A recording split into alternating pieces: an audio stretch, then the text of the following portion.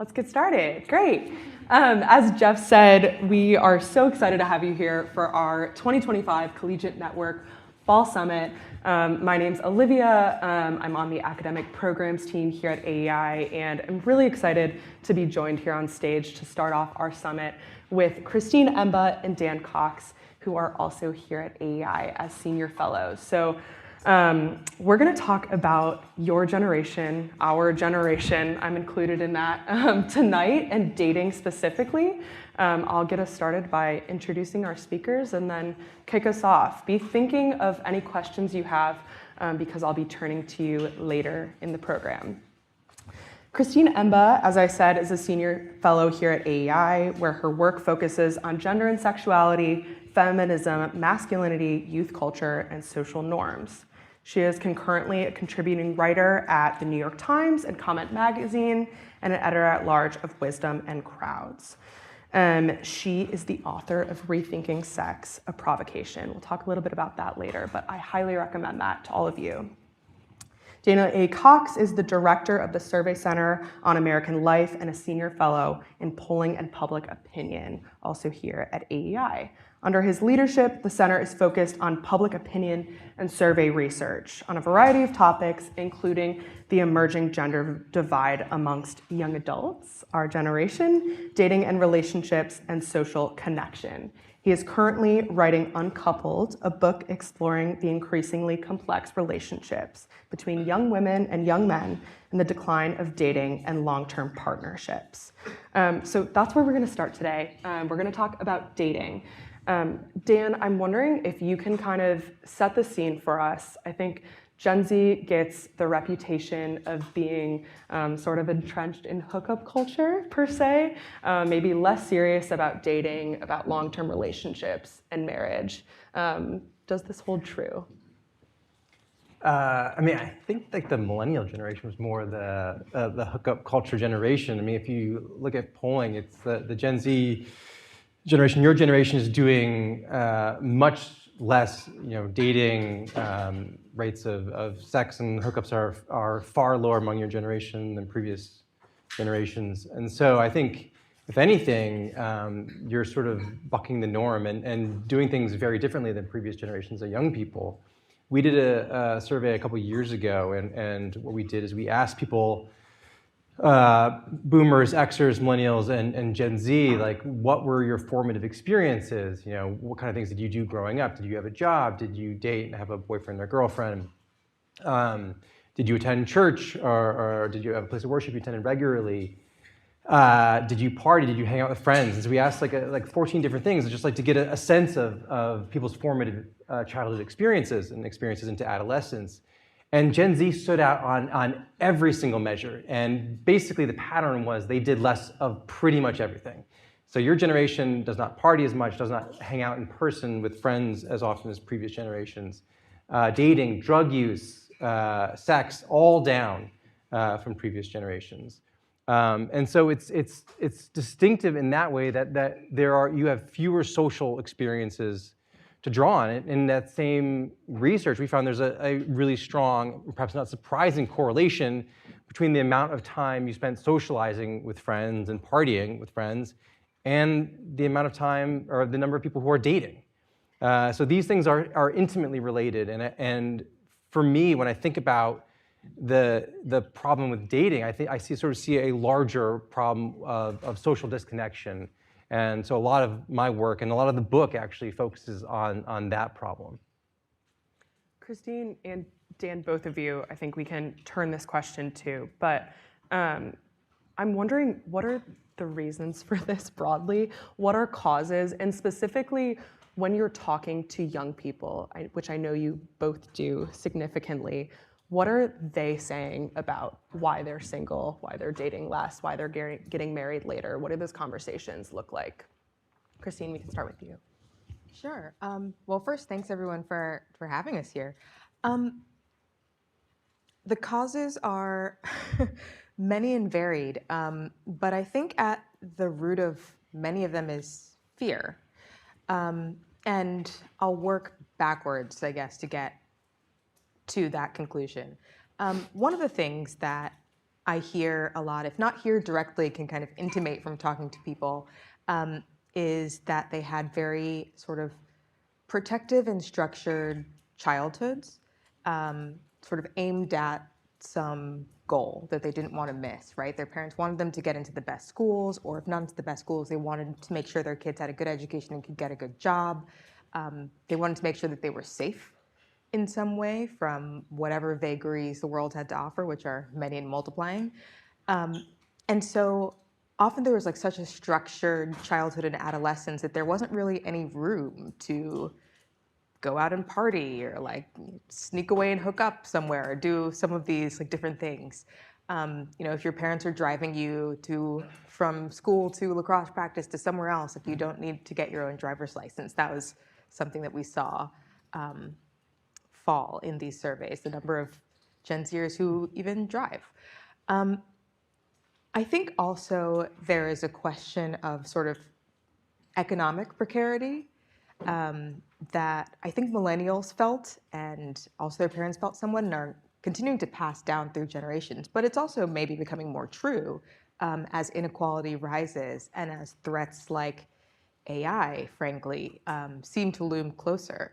The idea that you need to, again, focus on what will keep you safe, what will make you money. Like, I need to get a job first before I start dating. I can't date because I would need to have a house to start a family, and so like, why even bother dating right now? I need to like put all of these things in order first before I can sort of go out and have relationships.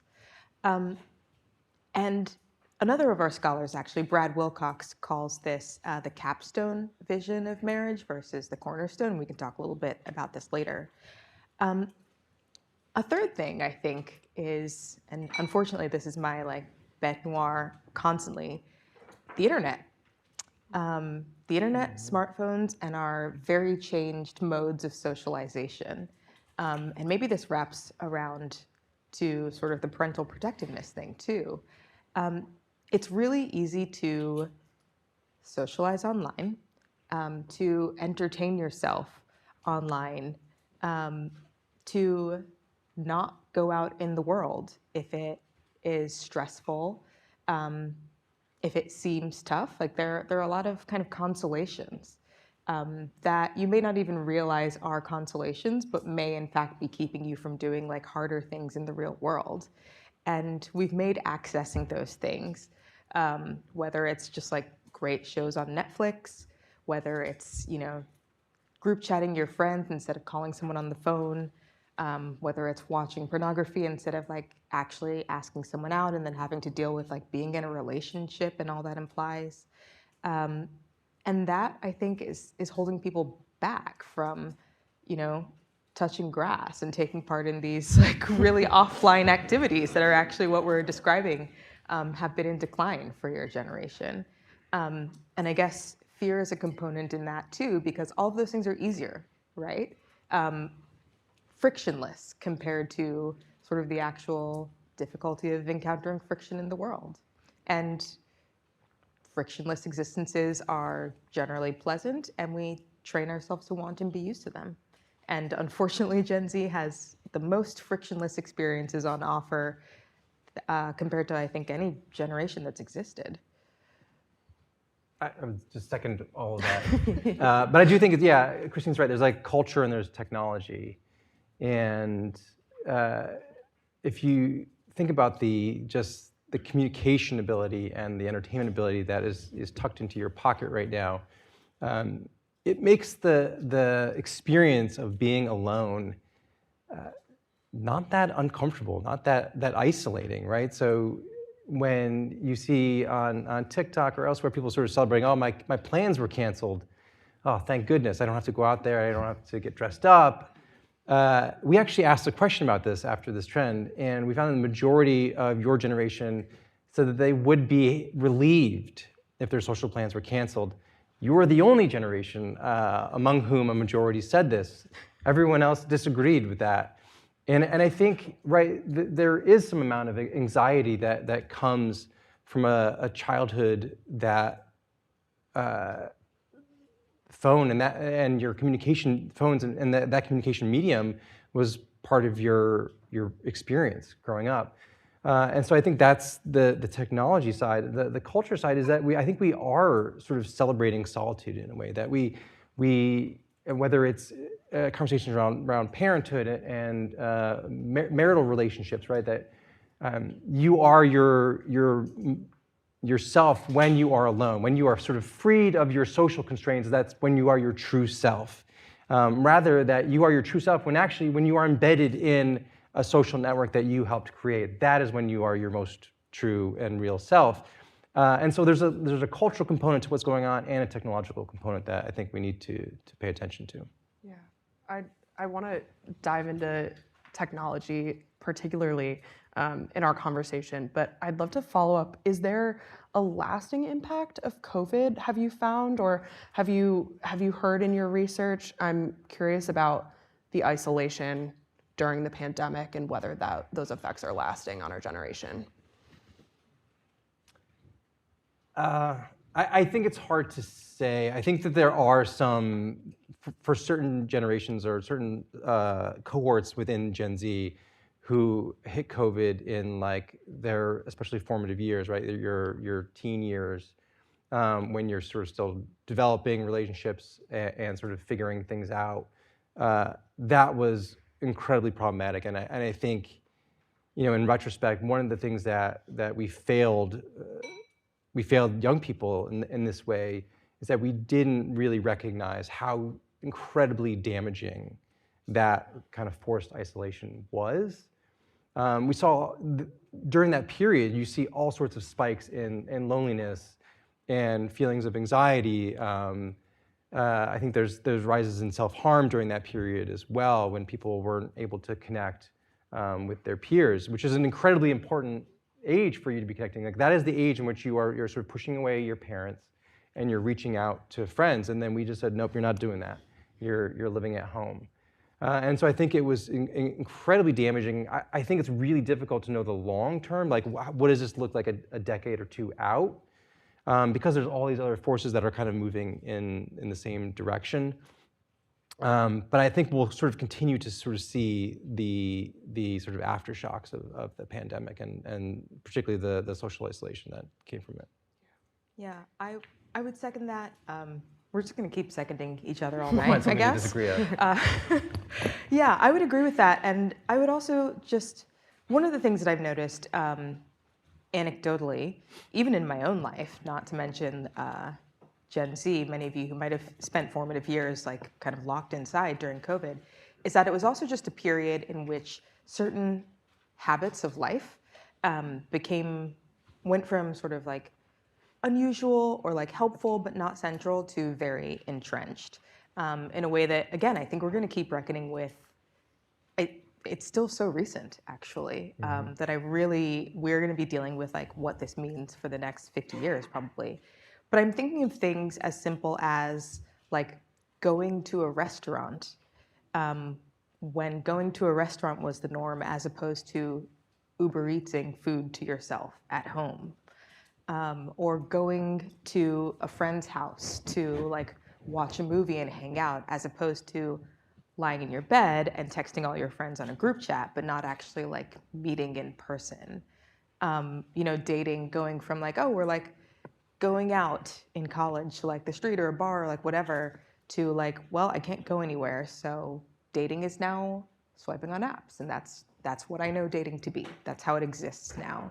And I think many of these technologies were kind of already around, but I think COVID helped to really firmly entrench them in a certain way. And because COVID was about isolation, they were isolating technologies. I think that's such a key point too, the fact that they are isolating, and not just because we're doing this instead of doing this, but the norms around what you can ask from a stranger or someone on the street or your friends is different. Because like if I need to know something, and what's the weather, I'm going to go golfing. Well, it's all here, right? Like I don't need to ask you what the weather is. I don't need to, if I'm lost, I don't need to ask for directions. And so it can feel like an imposition to rely on other people for other things, that when I have this amazing machine that has access to all this information right in my pocket, But there's something lost in that, right? That we're not relying on each other. There's social media videos where grizzled Gen Xers are sort of saying like, Gen Zers are asking, well, what did people do before they had smartphones? And like, we talked to each other, we asked questions of people, and that's how we found it. We didn't get the answer instantaneous, and there was perhaps some room for error in this, but it required us to rely on each other more. And there's now conversations about the small favors economy and like what we feel comfortable asking of each other. When can I ask my roommate for a ride to the airport when I can catch an Uber, right? Before you would kind of have to, unless you wanted to take a cab, which is a huge pain in the butt. But like those kinds of things are less necessary, and it changes the culture around what we can ask of each other, like what our social obligations are to each other. I'm thinking about conversations I have with my friends and talking about dating apps, for example. And there's this rhetoric that it's like, okay, here are the dating apps. I guess this is how we're supposed to do it now. But there's also this maybe dread that this is the way that connection exists. So I think there's that desire there for true physical connection amongst our generation. But it almost feels like the odds are stacked up against us. I'm wondering if this rings true for both of you in your work, or if there's any signs that point to that things might get better. I don't know, any thoughts you have on that train of thought? I would say the dating app stuff, I'll just speak to that, and Christine can deal with the rest of that question. That there is a profound decline in trust in dating apps. I think when they were newer, there was a sense of I don't want to say optimism or hope that they would allow you much greater access. You wouldn't have to walk in a bar and not know if somebody's even single or not. Like everyone here is allegedly single. But over the past like 5-6 years, there's just been a plummeting amount of confidence in these dating apps, and particularly when around safety. We asked like to what extent do people feel safe going on a date with someone they meet on a dating app, and in 2019, a majority of young women said yes, like 3/4 of young men said yes, and that dropped by like 30 percentage points over that time period for young women, and decline among young men too, but much less steep. And so safety is a real concern, and I think is undermining the way people are thinking about dating apps. And in addition to the fact that I think a lot of times people find the experience not all that enjoyable. It can feel transactional and mercenary for a whole number of reasons. But I think like that is kind of a key thing. Is like if you ask people how they want to meet, it's almost always like through coworkers or family or friends, like through their existing social network is really how they want to meet a romantic partner. And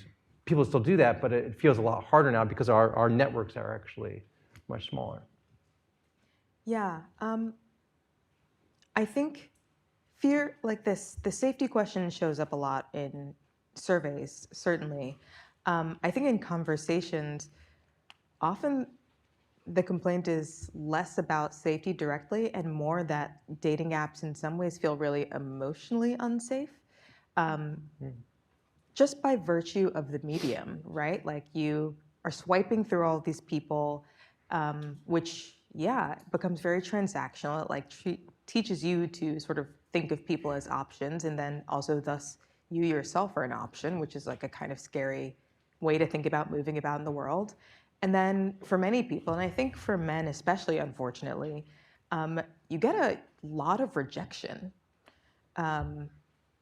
Either just like you swipe on someone and they don't swipe back, or you match with someone and it doesn't go anywhere, or you have like a queue that's empty, or maybe it's full but like nothing has gone anywhere and you're always seeing it. It's just like always there. And I think that feeling and sort of the feeling of like, actually this is a phrase that I've heard a lot, like going back into the mines. I guess I just like gotta like dig through this rubble, let it like fall on my head again, and then I'll log off and feel sad, I guess. Like the idea that that's the only way to do it is just like Oh. profoundly dispiriting.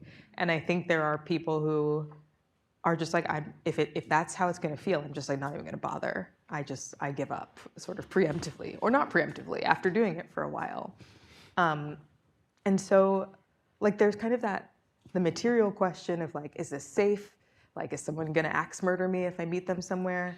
But also the like immaterial kind of felt sense of worth, and sort of felt sense of what it's doing to you as a person, maybe like the culture or the people who you meet.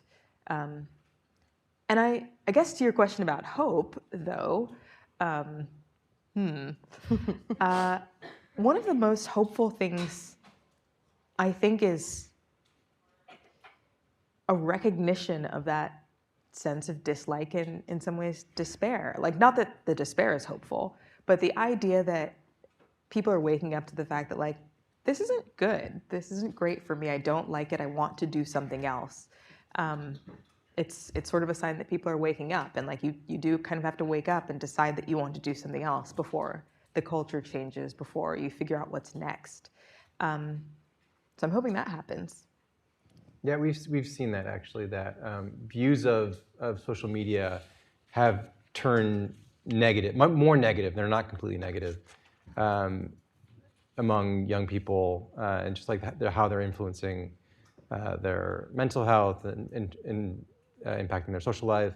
And we've also seen attitudes around pornography starkly change among young men. Young men used to be one of the strongest defenders of access to pornography, and we're seeing a really significant shift over the past 5 years or now. And now that group and also older men are those who most want to impose some amount of restrictions on it. So that's been, I think, some signs of moving in the right direction. I think something, Christine, that you talk about in your book, Rethinking Sex, is your conversations around consent and how maybe there's something that's left to be desired in terms of you talk about being on a college campus in 2018, and there's a freshman orientation, and you watch a sex ed short film, and all of the debrief is focused on consent, and that's it. This made me think, your reflection on it made me think about our desire for true connection and true relationship. And so I just wonder if you can talk a little bit about that experience and your work on it. Yeah, I wrote Rethinking Sex as I was kind of contemplating both the Me Too movement and what that said about our culture at large. And I was interested in Me Too because I'm a journalist, but also not even necessarily like the big cases, right? The sort of like Harvey Weinstein is like a bad man. But I was more interested in these stories that I kept hearing pouring out after this was announced of people who weren't necessarily like assaulted in a hotel room by a mega producer, but just found themselves in these interactions, in these encounters where they were like, I guess, like I did this, but like I didn't really like it, but like I consented, like it's fine. Or I feel like I'm supposed to be doing this and I don't really want to, but I said yes, so I'll go through with it. And this like feeling of just disappointment in that, like so many people had that story. And, Me Too at that time, even now we still talk a lot about consent. Like you have to get consent. You need to get consent before like doing anything with someone. And to be clear, consent is incredibly important, and we should all have consent before embarking on any sexual interactions with other people. But it also seemed clear to me that consent was not preventing these malaises, these hurts, the pain that people were feeling in encounters that, maybe they had consented to, but they didn't feel heard or seen. They didn't feel like this had gone the way that it should, but they didn't know how to talk about it.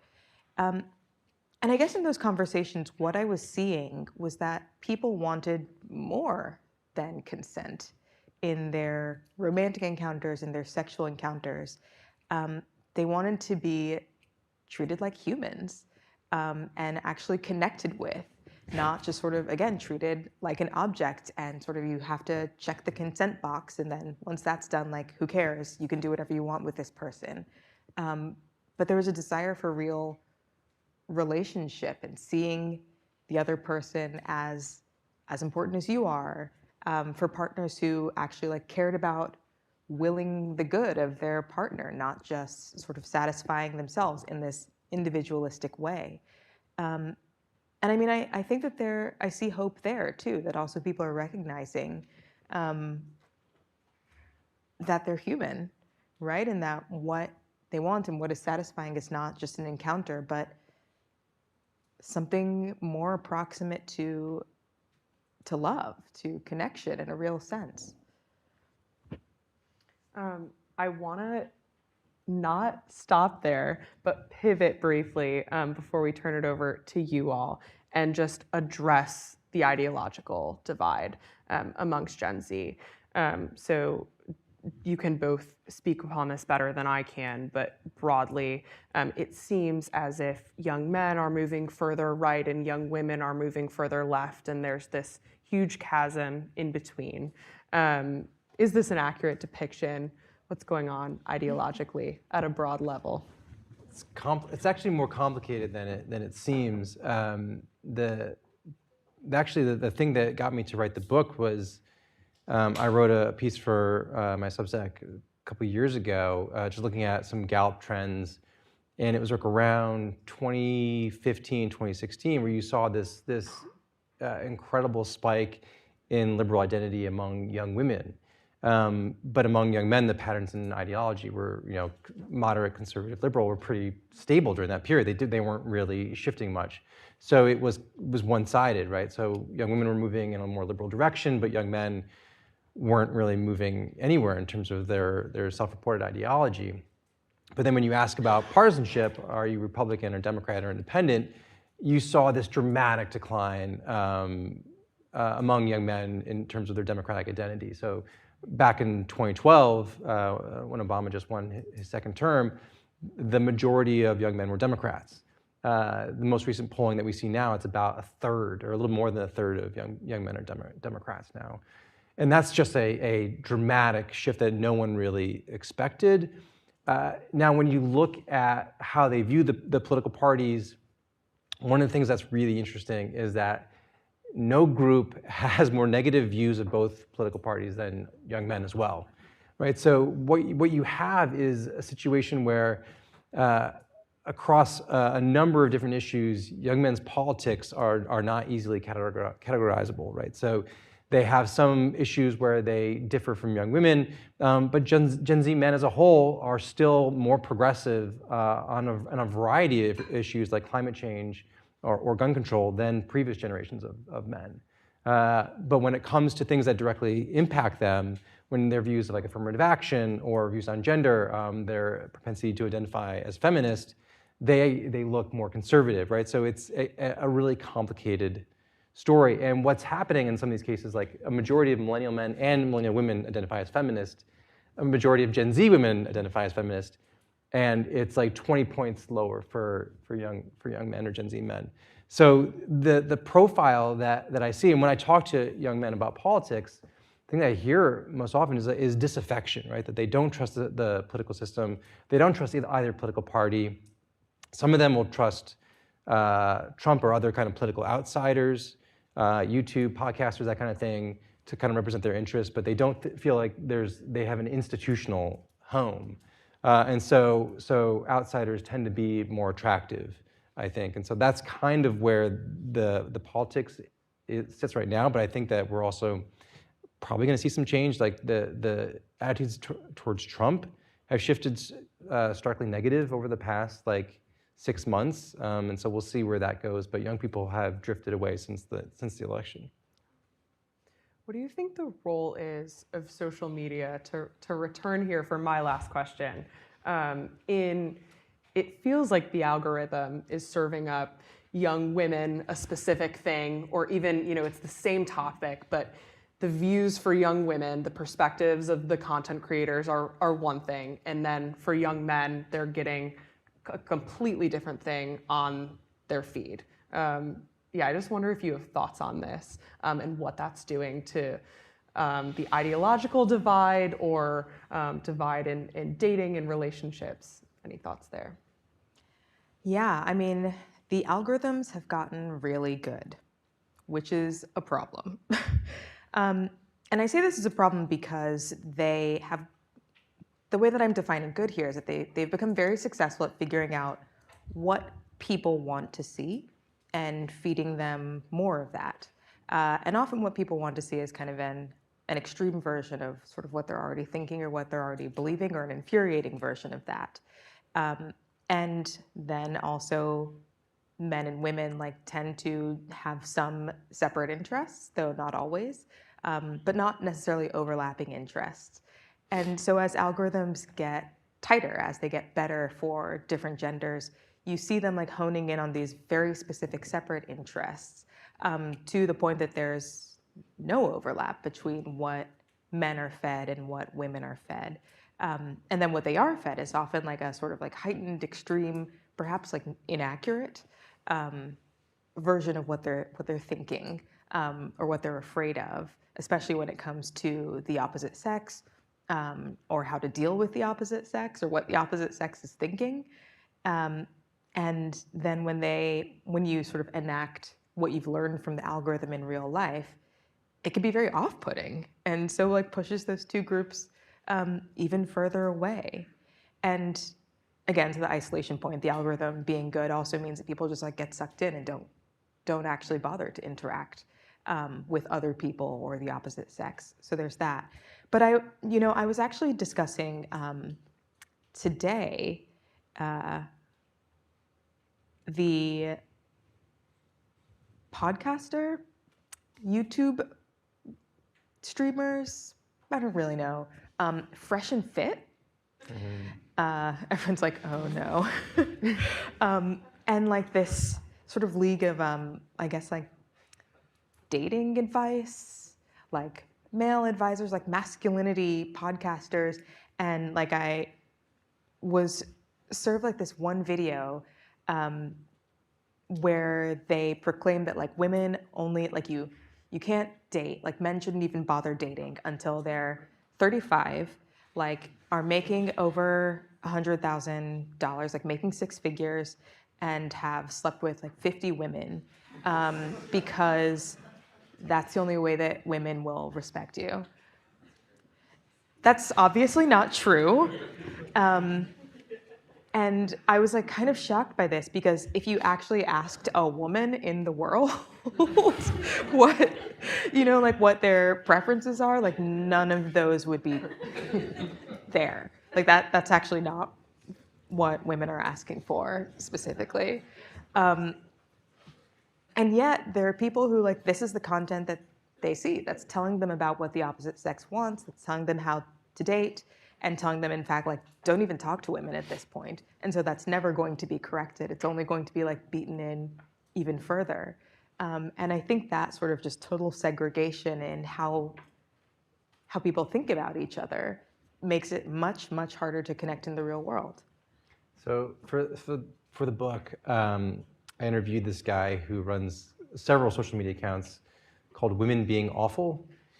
And there's an entire subculture and economy that's built on portraying the opposite sex in the worst possible light. So it's just it's not hard to find people being terrible online, right? Saying grotesque or ridiculous things, acting selfishly, and there are people whose purpose online, or what they decide for themselves, is I'm going to just promote the most negative caricatures of women, and there's ones for men too, and I'm just going to feed that out, and I'm going to get tons of engagement, which he does, and that kind of feeds his ego and thinks he's important, and so I'm doing a service. And I was talking to him, I was like, well, why do you do this?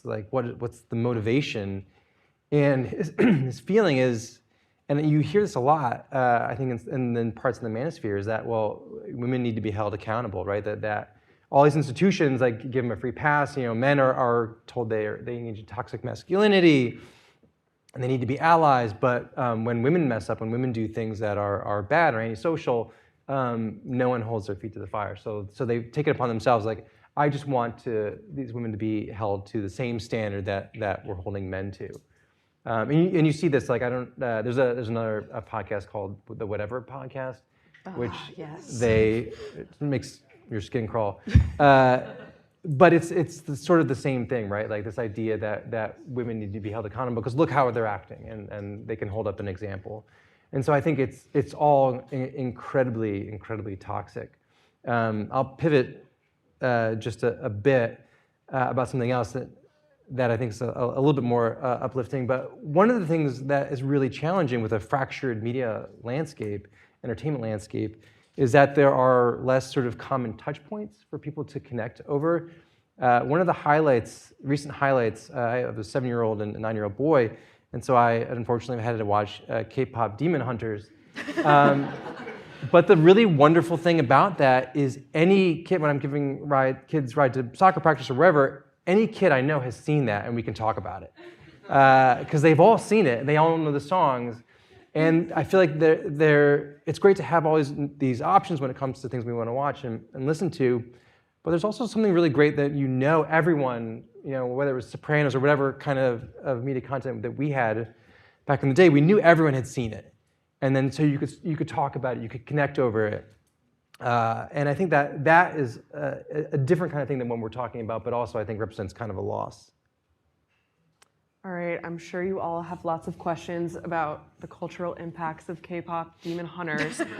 So we're gonna turn to you all.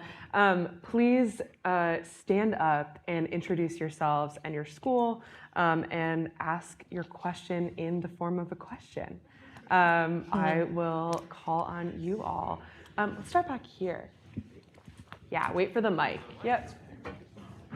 Hello, thank you all for this panel, it was great. I'm Noah Jenkins from Vanderbilt. I'm just curious, because we talked a lot about like the nature of the problem, but now I'm curious about like what we specifically do about it. And like one thought I've heard, for example, is like heavily regulating or even outright banning social media for especially like maybe under 16, like those developmental years. Do you guys have any thoughts on what like practically, governmentally, or otherwise we ought to do to start curbing some of the problems that were discussed? I have to say that I think that's a great idea. Its feasibility harder to state anything about, but yeah, I at this point categorically think that social media is bad for all of us, and probably worse for young people, and should be introduced as late as possible. One of the initiatives that I've seen that I see spreading and I feel really happy about is the banning of phones in schools. A number of schools, actually, I believe the DC area, DC schools and maybe Virginia schools as well at this point, I'm not sure about Virginia schools, have banned phones in the classroom and on campus. And I think that's great. I mean, that's an opportunity to allow people in their formative years to interact with each other and be pushed to interact with each other. And no excuses need to be made, which makes it a lot easier for parents to opt into that, and which makes it a lot easier for the students themselves to feel comfortable being like, I'm disconnected now. Like, I guess I have to go talk to somebody. That's just what we're doing now, which is great. Yeah, I mean, again, with the social media bans, I think there are, free speech and enterprise concerns, but I am pretty convinced at this point, personally, that much more regulation on social media would probably outweigh the harms. I've been completely radicalized on this. Yeah, I think social media is terrible, and one of the hardest things as a parent of kids who are kind of aging into where we're going to have to make these decisions is that, as Jonathan Haidt has noted, it's a collective action problem. If all their friends have smartwatches or smartphones, the pressure becomes pretty intense, right? They're left out of group chats, they're left out of plans. And so what do you do about that? Well, most parents cave, and understandably. But I think like a ban in schools is one way, but I think also like a shift in the culture and a better understanding of like what this is doing. And I think the conversations that we're having now are really helpful in that regard.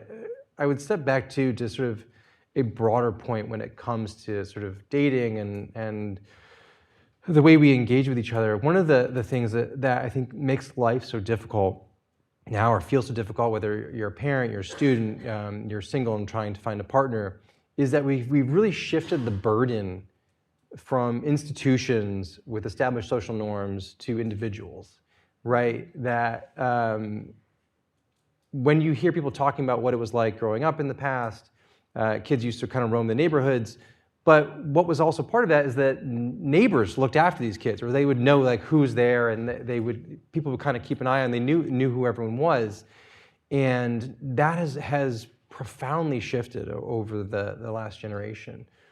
So we don't have the same kind of feeling, like safety net, that we did.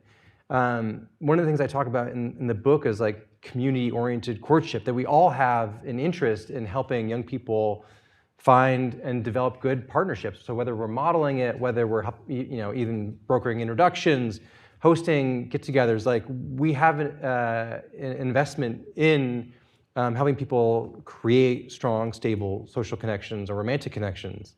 And so like returning this to a more institutional context, which is, from what we hear from folks anyway, we know that's the preferred way for people to meet. Like when you meet someone through church or through your school, you already have a reservoir of trust that you can build something much more easily and much more enjoyable. And so I think like we really need to sort of think about the degradation of our institutions and relatedly our social norms and what the impact that is having. We go back here.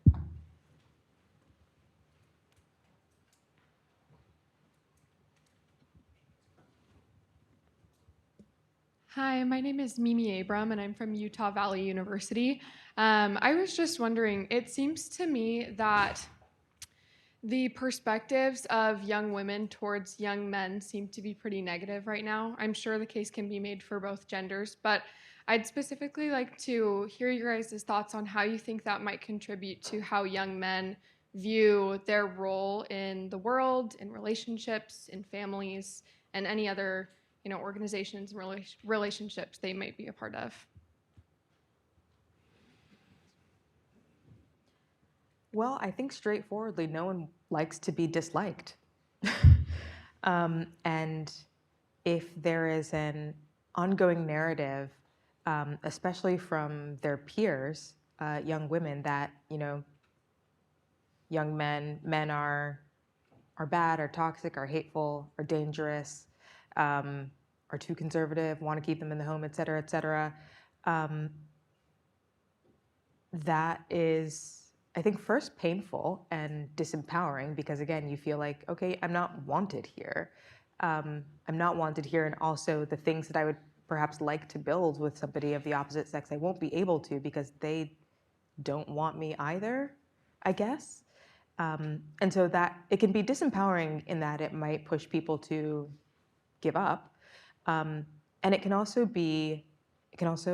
cause a reactionary impulse, a sort of like, well, if you hate me, I hate you too. And this is what I'm going to do about it. I will be the worst version of what you say I am, if you want to say that. I will, I mean, the most extreme sort of vision of this is the incel, right? He's like, well, I am so unlucky with women. I'm so hated by them. I know I'll never find a partner, so I will attack them instead in reaction. And yeah, that's a horrifying outcome. I mean, and I would actually be interested in hearing from like young men in this audience if that resonates. But yeah, I think it's also a consequence, again, of sort of these narratives that are sort of supercharged by algorithms and sort of information silos, where women are often fed a lot of content about how men and the patriarchy ruined things, and especially in this political climate, how a male government is coming to take away your rights, to do X, Y, and Z, and it's very easy to sort of extrapolate that blame to people around you. Again, especially if you're not interacting with them in the real world. So yeah, I do see that happening.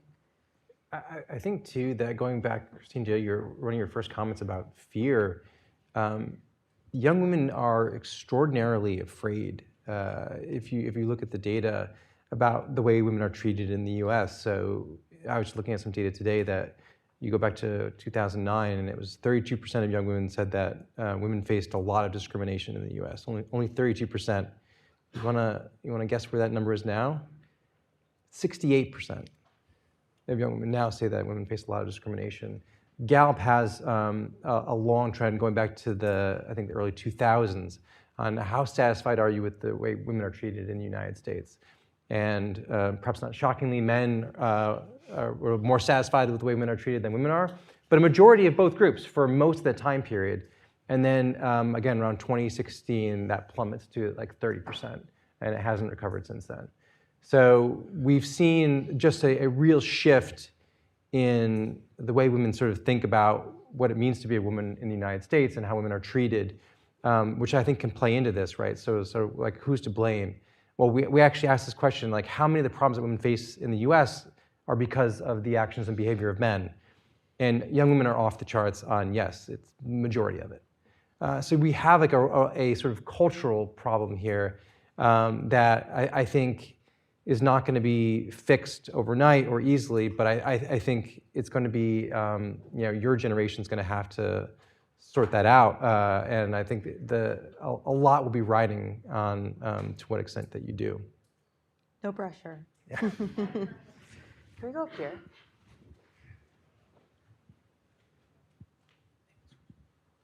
Hi, I'm Annabelle Worley from the University of Notre Dame, and I'm curious about the role of education in this crisis, especially as more women are in college, and traditionally married couples tend to have similar education levels. So how do the demographics of college impact relationships?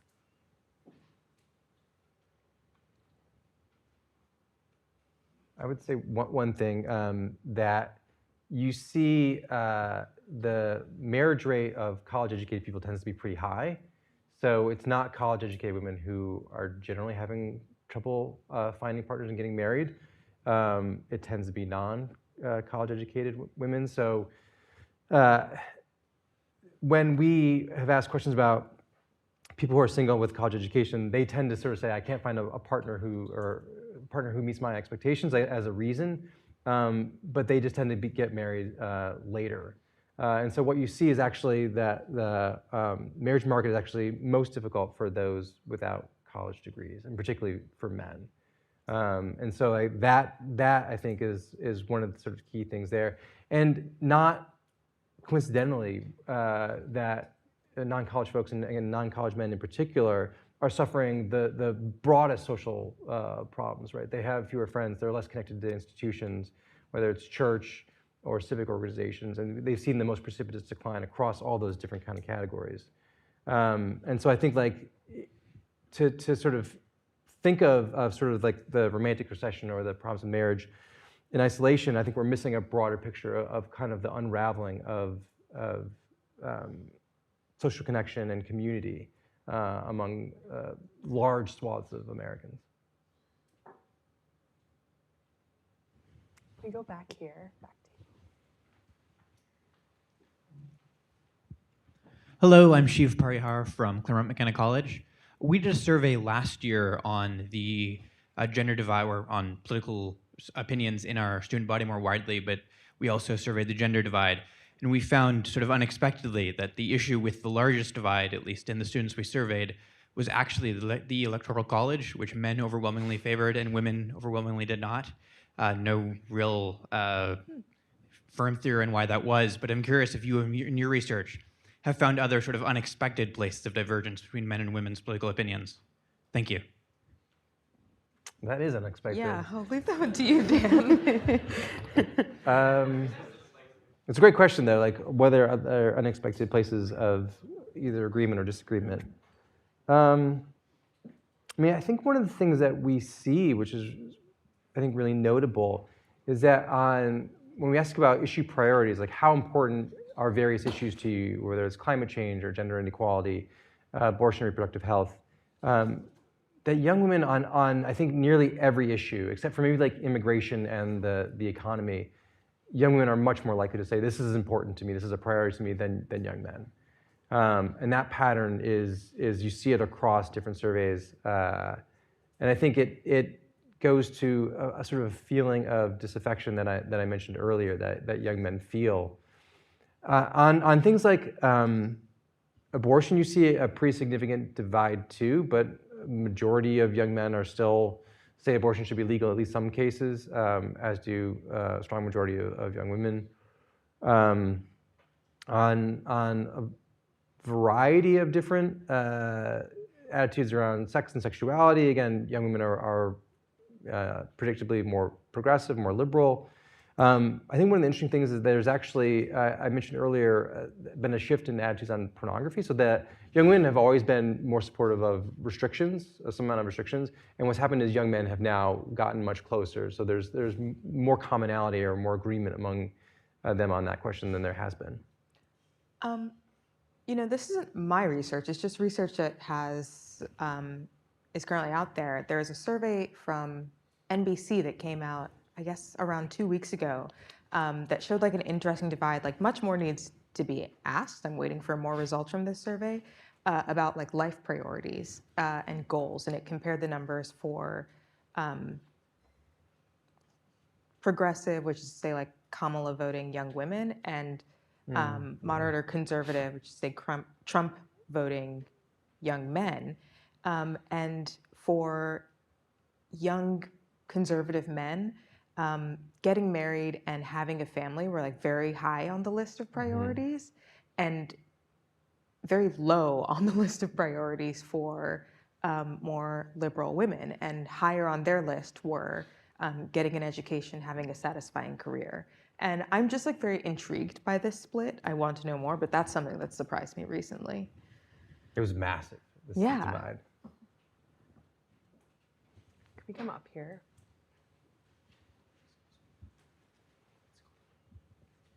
Hi, my name is Bernadette Rechek. I go to the University of Minnesota, and I kind of want to go off of this question because I've heard from a lot of women when I bring up concerns about male loneliness or men feeling really dissatisfied in the dating pool. A lot of women I know say, "Why should I care?" Because they think of it less as, you know, comparing from man to man, and more like, is the man going to be better than my solo life? And maybe that's a difference in priorities, but I'd love to hear what you think maybe me as a woman should say to those female friends about why we should care. Yeah, that's a great question. I wrote a long essay about masculinity and sort of like the idea of sort of men in crisis and the male loneliness crisis, et cetera, 2 summers ago. And like that was one of the biggest responses I got from women, even women I was like interviewing to talk about this problem. They're like, well, like sucks for men, I guess. Not my problem.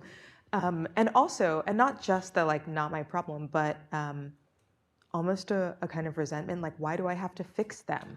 Like why can't they, like they need to figure it out. Like I have my own stuff to do. Like why do I have to teach them?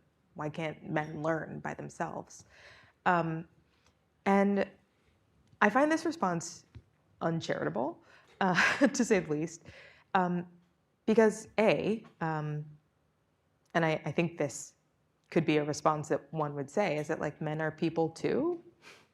You know, if you think that sort of humans are worth something and human dignity matters and like human happiness and flourishing matters, like you're a human, men are also humans. Like we want all humans to be in a pretty good place. That seems pretty obvious to me. But also, I think there's a sort of zero-sum mentality in sort of like how we spend our time and concerns. And like if I start worrying about men, like, or if people start talking too much about men, they'll forget women exist. or like they won't pay enough attention to my problems. And again, I think that zero-sum binary is false. Like we can care about other people and also care about ourselves, even people who are not like us. And then finally, I think that men and women do rely on each other in many ways, in ways both felt and not felt. I think it's true that a lot of women are thinking of like, well, is having a male partner better than being by myself? But clearly part of that calculation is like, should I have a male partner? Like, where could I find one that is better than being alone? And if all of the men are in crisis and no one's helping them, you're not going to find that. And then you will be unhappy too. Or, if you're a woman, even if you like are not interested in men, but all of the men are like in crisis and shooting people on college campuses, like that will have an impact on you too. And so in some sense, like the problems of the opposite gender, the problems of other people eventually come to redound on us because we live in a society, we live together. And if we want our society to flourish, which would allow us to flourish, the other 51%, we want them to be okay too. Otherwise, it's not going to happen for all of us.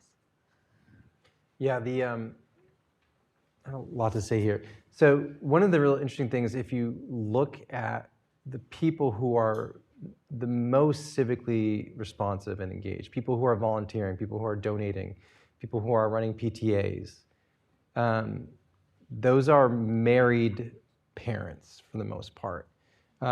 So society runs on the labor, and it has traditionally run on labor of mothers, but increasingly, especially among the millennial generation, fathers are doing an awful lot of donating, volunteering, engaged in a whole lot of civic activities around their communities. And so I think a lot of us have benefited for a long time on this labor, and it's one of the things that makes our communities function, makes our neighborhoods function. And so I think having a broad perspective, as Christine suggested, right, that it's beyond if you're a single heterosexual female, like it's better to have better options, right? That if men can communicate better, if they're emotionally available, if they're financially independent, like that is a good thing. If they're socially competent, that's all a really good thing. And I think, unfortunately, for a lot of young men, as they're looking for guidance out in the world, a lot of what they're getting from the kind of manosphere podcaster, people like advocating like monk mode, right? Like sort of focus on yourself, build your workout regimen, eat healthy, maybe read a book, is actually not right? Like it shows them all doing this stuff by themselves alone. And what you ought to be doing is making a friend and spending time with people and building out social relationships. That the people who are happiest are people with the strongest base of social connections.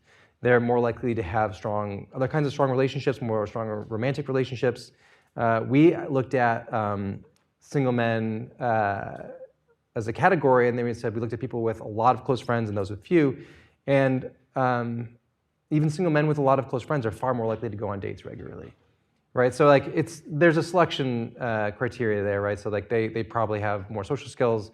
But I think just like investing that kind of time and energy on building a robust network of social connections is the most important advice that I could give anyone, and not like finding your the best kind of creatine powder you can use, right? So I think like it's unfortunate that so much of the culture there and the subculture in these places has advocated something that I think is ultimately not very helpful.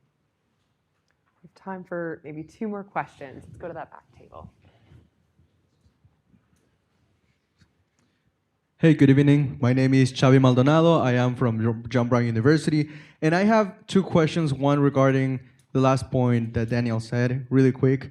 How do you think Gen Z can keep that network you were talking about? In that sense of how do social media or even social interaction in person plays a role in it? First of all, because it's a lot of time, investment, time that probably they can spend, well, we or us, we can spend on TikTok or other social media. you meet people, you get in touch, but sometimes it requires time and some degree of dedication for you to maintain that network. So what would be the trade-off? And my other question, real quick, how do you think the dating culture nowadays for Gen Z affects the 50-50 dynamic, or if it is actually important nowadays?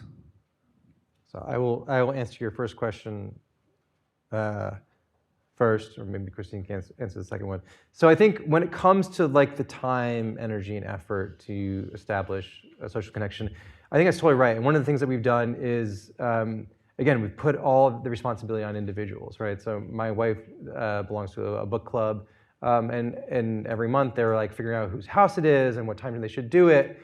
And there's a lot of energy that goes into just these 4 women getting together once a month. And if you want to sort of say, I want to, engage with more different types of people more often, it's a lot more difficult if you don't have some sort of centralized institution that's already doing that work for you, like a church, a place of worship, a school, something that can kind of carry that load. But increasingly, we are completely reliant on ourselves to sort of build out our own social life. And it's not always how it used to be. So I think like that to me is one of the sort of the biggest things. Like we need to find some way to have institutions carry some of the social burden in this, because like alone, like we're all very busy and we have busy lives, we have responsibilities, and sort of say, well, I'm gonna develop and maintain and nurture a vast array of social connections is for many of us simply not feasible.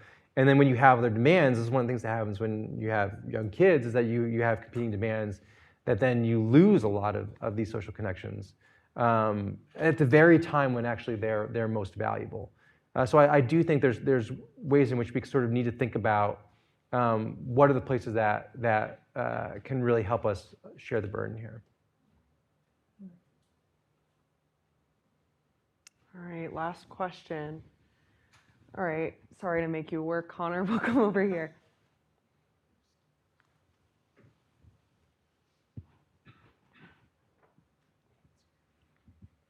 Hi, my name is Adrian Seriasol. I go to Tulane University. And I was wondering if this thing that I've seen play out with some of my friends has broader data backing. It's not just the starting of relationships that I think is harder nowadays. I think it's also the ending of them. Because maybe in past years, if you have X list of problems that anyone from the outside could see would be ridiculous to keep going with, it's fine. You will find someone else. It's all right. But now I see a lot of, people will stay with the same person for a lot, more time than they really should, because they're just scared of like, what happens next? I found this one. Is there going to be another one? And when will that be? Or, and to go to the point of men not having, great friend groups, it's like I've heard some absolutely horrendous stuff. It's like that they put up with, or were afraid to break up with their relationships because it would spiral into nuclear Armageddon, basically. And it's just like, how do is that backed up? Broader data? I don't know. Just something I've noticed. I'll try to comment on part of that if you want to engage with some of that. So we do see that the social media and dating apps can undermine relationships to the extent that there's a trust issue, right? That there's always other options out there. Particularly if you met on a dating app, right? Like that means that you're both on this app and can conceivably go back on there fairly easily. And so Pew's asked these really interesting questions about, have you ever looked at your partner's phone without them knowing? And a significant number of people have, but obviously that's a violation of trust and can undermine the relationships in, I think, fairly profound ways. So there's ways in which that sort of two parts of the relationship, right? The sort of embodied real relationship, but then the online version, like what does that look like? How are people behaving online? Are you commenting on strange women's Instagram, on photos? Like, and what is etiquette? What is your responsibility? What is your obligation? How should you behave in those settings? I think there's not, I think, universal norms when it comes to that stuff, and so everyone has to kind of figure it out for themselves. And I think those conversations can be difficult, so sometimes people don't want to have them. But it does create complications for people already in relationships. Yeah, all of that's definitely true. I think, you know, I was talking before about how sort of dating apps have promoted, they're a drag, right? And they often sort of feed into this feeling of like sadness and despair around like the prospect of dating again, the prospect of having to go through it, of having to like sift or not sift. Like it feels overwhelming in a different way. Like there are so many options, one, also so many ways to like not get it right, two. And then I think there is, you know, this social media culture that we've discussed where you hear so much about like how bad dating is, how bad the opposite sex is, how few people there are to meet. That sort of amplifies the sense of like scarcity and fear and like, well, like, I guess I got to stick it out because can't go back out there.